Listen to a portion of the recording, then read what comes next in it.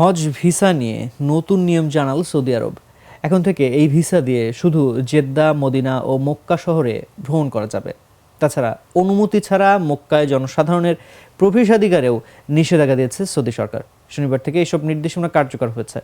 সারা পৃথিবী থেকে আসা হজ যাত্রীদের নিরাপত্তার কথা ভেবে এইসব নিয়ম জারি করা হয়েছে বলে জানিয়েছে সৌদির জননিরাপত্তা বিভাগ।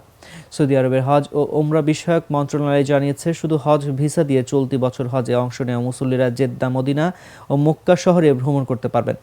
নির্ধারিত শহরগুলোর বাইরে ভ্রমণের জন্য এই ভিসা বৈধ হবে না। তাছাড়া এখন থেকে মক্কায় প্রবেশের জন্য অবশ্যই অনুমতিপত্র সঙ্গে রাখতে হবে, এমনকি সৌদি নাগরিকদেরও।